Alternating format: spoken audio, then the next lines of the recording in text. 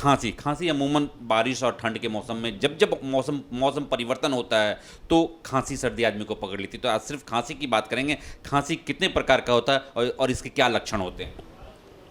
देखिए विजय जी, खांसी तो आप जैसा कहा कि बरसात का मौसम है, बदलता मौसम है, उसमें सर्दी खांसी का होना अमूमन स्वाभाविक बात है।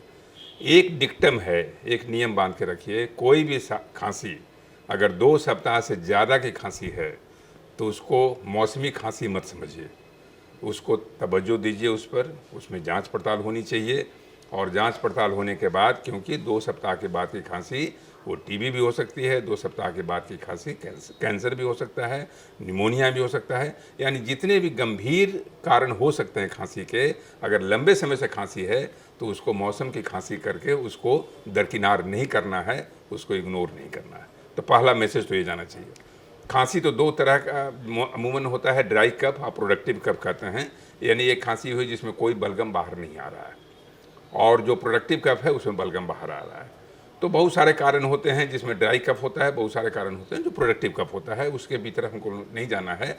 लेकिन खांसी अगर है साथ में बुखार है तो अगर ड्राई कफ भी है चाहे प्रोडक्टिव कफ है, आपको जांच कराना पड़ेगा, इसमें कहीं न कहीं लंग्स में इन्फेक्शन है। अगर सिर्फ सर्दी खांसी है और अगर 4 दिन 5 दिन का है तो सिंपल, अगर ड्राई कफ है तो उसमें एंटीटसिव कहते हैं हम लोग, यानी जो खांसी को दबा देने वाला सिरप होता है उसको हम लोग देते हैं, जैसे कोडीन टाइप का है। जो प्रोडक्टिव कफ है तो उसमें जो बलगम निकाले, एक्सपेक्टोरेंट कहते हैं, वो एक्सपेक्टोरेंट दे करके बलगम को हम लोग निकालते हैं। जनरली जो बच्चे होते हैं वो बलगम निकाल नहीं पाते हैं, इसलिए उसमें एक्सपेक्टोरेंट हम लोग नहीं देते हैं, वो प्रेफरेबल नहीं है, उसमें सप्रेसेंट ही देते हैं ताकि बच्चों की खांसी दब जाए।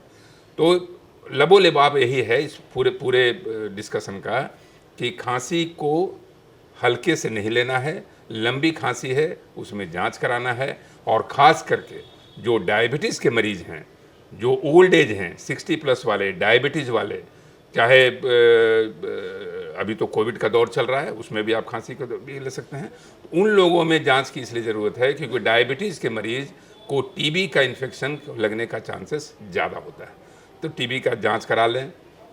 60 प्लस वालों में कैंसर का संभावना ज़्यादा रहता है, लंग कैंसर वगैरह, उसमें भी खांसी को इग्नोर न करें। तो इन सारी चीज़ों को ध्यान में रखते हुए अगर आप आगे बढ़ेंगे तो बहुत हद तक आप सफल होंगे। छोटा सा सवाल एक है, गांव देहात में जनरली खांसी होने पे, सर्दी होने पे दवा खुद ही लेते, खुद ही गए और दवा दुकान में सिरप दे दीजिए ठीक हो जाएगा। ये डॉक्टर से सही सलाह लेके दवा लेना चाहिए या खुद भी कोई भी दवा ले लेना? ये तो एक जनरल डिक्टम है, एक सामान्य प्रक्रिया है कि सेल्फ मेडिकेशन हमेशा खतरनाक होता है, क्योंकि जो केमिस्ट है वो तो जनरल आपको सिर्फ खांसी के आधार पर दे दिया।